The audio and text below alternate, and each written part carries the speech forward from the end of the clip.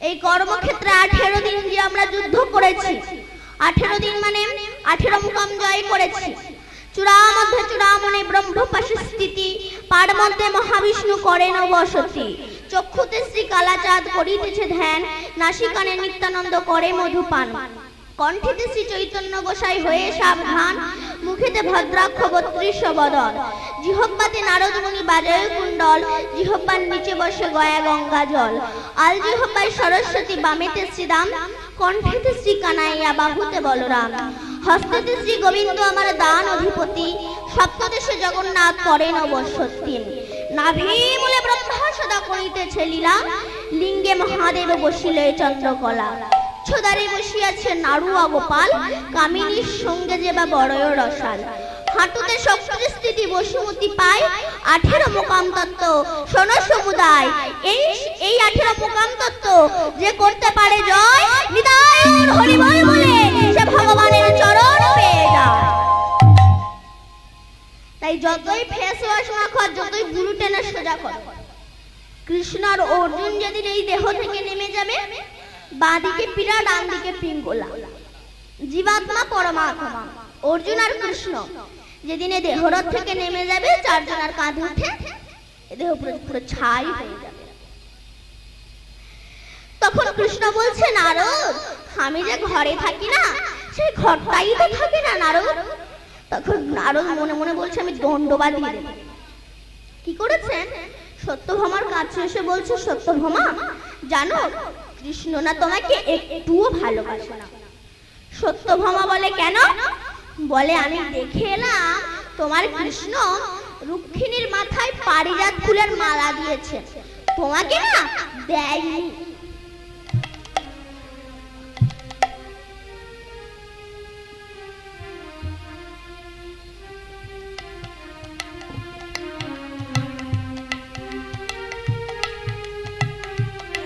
তোমাকে না পারিজাত ফুলের মালা দেয়নি।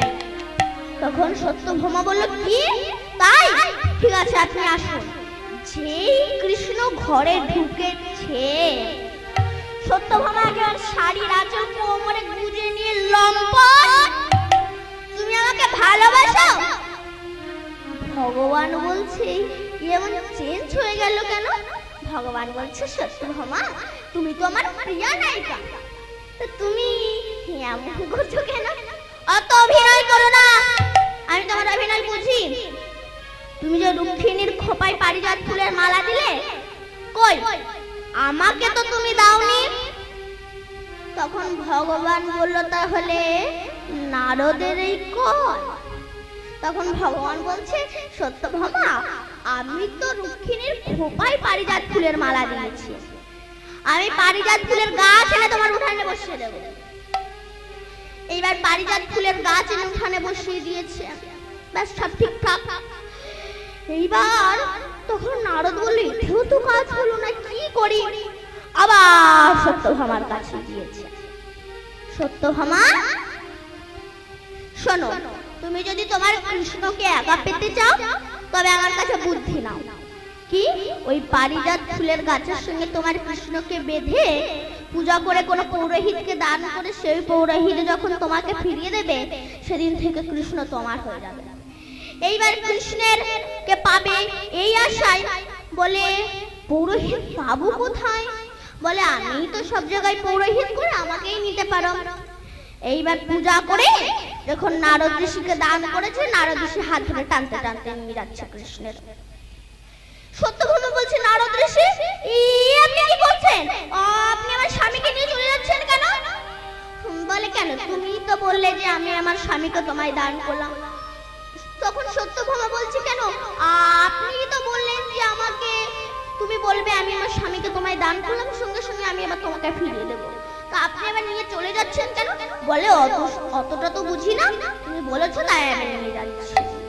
সবাই এসেছে, রুক্মিণী ছুটে এসেছে, আরো স্ত্রী সবাই ছুটে এসেছে, সবাই কাঁদছে।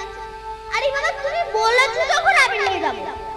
এবার সত্যভামা নারদ ঋষির চরণে পড়ে বলছে, হে নারদ ঋষি, আপনি আমার স্বামীর পরিবর্তে যা চাইবেন আমি আপনাকে তাই দেব। নারদ ঋষিটা কেন করছে? হরিনামের মহিমা বোঝানো। বলছে ঠিক আছে একটা দাড়ি পাল্লা নিয়ে এসো। তুলাব্রত শ্রীমদ ভাগবতে আছে, এনেছে। একদিকে কৃষ্ণকে বসিয়ে বলছেন কৃষ্ণের ওজনে যত দাড়ি পাল্লা যত সোনা দানা আছে সব আমাকে দিতে হবে। এবার রানী তো রাজার বউ, যত সোনা দানা ছিল কোটি কোটি কোটি কোটি সোনা দানা এনে দিল, কিন্তু কৃষ্ণের দিকের দাড়ি পাল্লা একটু উঠল না। তখন সত্যভামা নারদ ঋষির চরণে পড়ে কাঁদছে, হে নারদ ঋষি, আমি আমার স্বামীকে বহু কষ্ট পেয়েছি, আপনি আমার স্বামীকে কেড়ে নেবেন না। তখন নারদ ঋষি বলল, সত্যভামা তুমি যে অলঙ্কারের অহংকার মঞ্চে বসে আছো। তখন রুক্মিণী এসে বলল, ওরে সত্যভামা, অহংকার মঞ্চে বসে থাকলে কখনো ভগবানকে পাওয়া যায় না, তুই এক কাজ কর। তখন ওই সত্যভামা তুলসী পাতায় হরে কৃষ্ণ কৃষ্ণ কৃষ্ণ হরে হরে, হরে রাম রাম রাম হরে হরে 16 নম্বর 32 অক্ষর লিখে যেই না দিল, তখন কৃষ্ণের দিকের দাড়ি পাল্লা উপরের দিকে উঠে গেল। নিতাই গৌর সীতানাথ পরমানন্দে হরি হরি বল। কৃষ্ণ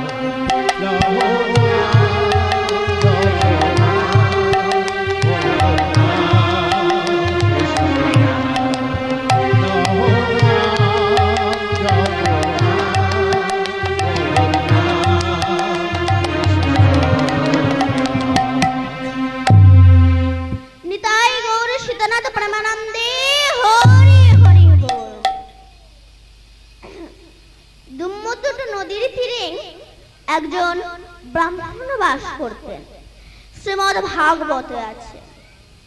এই ব্রাহ্মণের নাম হচ্ছে আত্মদেব। আত্মদেব ইনি ভগবানকে ভজতেন, ত্রিসন্ধ্যা গায়ত্রী জপ করতেন। তা সত্ত্বেও এনার বউটা এমন কালপিট মাল ছিল, সে বলার কল নেই। সব তো সমান হয় না, সব তো সমান হয় না। তা আত্মদেবের সবকিছু ছিল, কিন্তু ছিল না একটা ছেলে সন্তান। তাই আত্মদেব সব জায়গায় খুঁজছে, কোনো জায়গায় যদি অনাথ কোনো শিশুকেও দেখতে পাই নিয়ে আসবেন, কিন্তু কোথাও পেল না।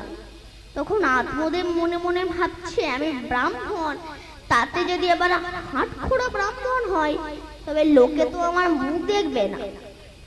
তাই আত্মদেব মনে মনে ভাবলো, আমি বনে গিয়ে ভজন করব, তাও যদি আমি সন্তান না পাই তবে আমি নদীর জলে প্রাণ বিসর্জন করব। এবার বনে গিয়ে নাম করছে, আর ওই নদীতে স্নান করতে এসেছে একজন সাধু।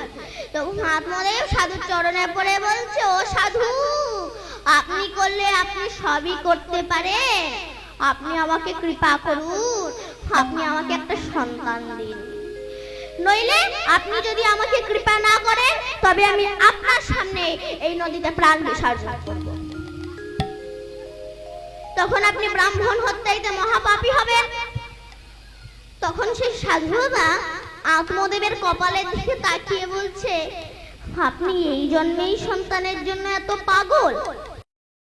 আপনার ভাগ্যে লেখা আছে যে আপনার 7 জন্ম কোনো সন্তান হবে না। তখন আত্মদেব বলল, তাহলে আমি নদীর জলে প্রাণ বিসর্জন করলাম। তখন সাধু বাবা বলল, মহা সমস্যায় পড়ে গেছে তো। আচ্ছা ঠিক আছে ঠিক আছে, এই বলে একটা ফল মন্ত্রপুত করে দিয়ে আত্মদেবের হাতে দিয়ে বলছে, শোনো, এই ফলটা গিয়ে তোমার স্ত্রীকে খেতে দেবে, ঠিক আছে? এখন আত্মদেবের বউয়ের নাম হচ্ছে ধুন্ধুরি। খুব রিস্কের কথা কিন্তু মা, মুখ ফসকে যদি অন্য কথা হয়ে যায় তবে অন্য ভাষা হয়ে যেতে পারে। ধুন্ধুরি। এখন আত্মদেব হাসতে হাসতে ছুটতে ছুটতে আছে, ধুন্ধুরি, ও ধুন্ধুরি। ধুন্ধুরি বলছে, কি হয়েছে স্বামী? বলছে, ধুন্ধুরি শোনো, এই ফলটা তুমি খাও, এই ফলটা খেলে তোমার সন্তান হবে, তুমি মা হবে, আমি বাবা হব। কিন্তু ধুন্ধুরি যা কালবিষ মাল, সে বলার কথা না। বলে ঠিক আছে। ও মনে মনে বলছে, ফল আমি খাবো। পাশের বান্ধবীর বাড়ি গিয়ে বলছে, জানিস আমার সামনে একটা ফল এনেছে, ওটা খেলে আমার সন্তান হবে। বলে, তো তুই খা। বলে, না আমি খাবো। বলে, কেন? বলে, ধর আমি ওটা, আমার সন্তান হয়েছে, আমি গর্ভবতী, আর হঠাৎ আমাদের বাড়ি আগুন ধরে গেল। তখন সবাই ছুটে পালাবে, আর আমি কি করে ছুটবো? কুড়বুদ্ধি তো মাথায় সবসময়। ধর আমি শুয়ে আছি, হঠাৎ করে আমাদের বাড়ি ডাকাতের দল পড়লো, সবাই ছুটে পালাবে, আর আমি ঢাকনি কি করে ছুটবো? যেমন নাম তেমনি কুড়বুদ্ধি। বলে, যা তোর ইচ্ছা, যা তাই কর। তখন ধুন্ধুরি, ওরা আবার বোনের নাম ছিল সুন্দরী। সুন্দরী সুন্দরীর সঙ্গে কন্টাক্ট করেছে, শোন, তোর তো অনেকগুলো বাচ্চা পিলে আছে, তা তোর গর্ভে যে সন্তানটা আছে ওটাকে আমাকে দিবি, ততদিন আমি আমার গর্ভে একটা ছোট্ট বালিশ চুকিয়ে রেখে দেবো, তোর সন্তানটা হয়ে গেলে আমাকে দিয়ে যাবে, আমি বালিশ ফেলে দিয়ে তোর ওই সন্তানকে মানুষ করবো, আর ওই ফলটা গরুকে খেতে। এই জন্য মা ভালো না হলে কিন্তু সন্তান ভালো হয়। কারণ এক মা, সে কীর্তন শুনতে এসেছে, তার সন্তানটা কাঁদছে। কেন? বলে, আমি হিস করব, আমি হিস করব। আর আমার হিস করবে বলবি না। বলে, তাহলে কি বলবো? বলে, এবার থেকে যদি হিস লাগে বলবি গান করতে।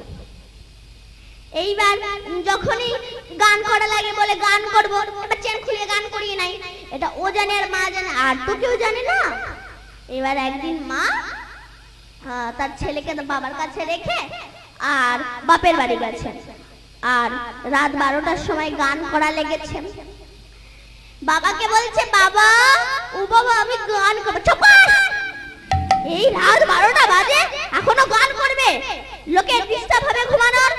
না, আমি গান করব। তখন কিছুতেই শোনে না। তখন বাবা বলছে, ঠিক আছে, এত যদি গান করার ইচ্ছা হয় তবে আমার কানে কানে কর। এইবার পাইপ খাটিয়ে গান করে দিয়েছেন। বাবা বলে, এ গান করা তোর কে শিখিয়েছে? বলে, মা।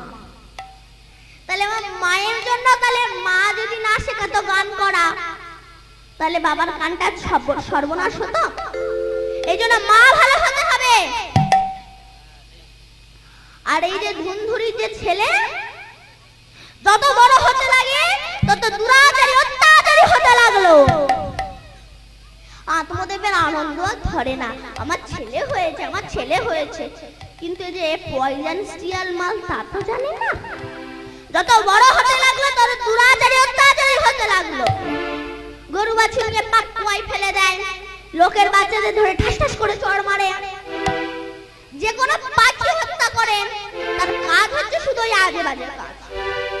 আত্মদেব বলল, প্রভু আমি আপনার কাছে এমন সন্তান চাই।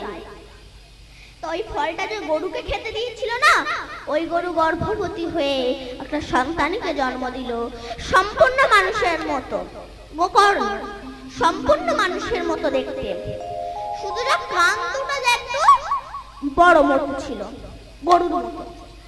শ্রীমদ্ ভাগবতে আছে গোকর্ণ।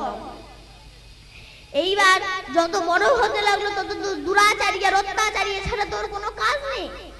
আর এই যে গোকর্ণ ছোটবেলা থেকেই ভজনশীল, ভগবানের ভক্ত, এ হচ্ছে সাধুর দেওয়া ফল।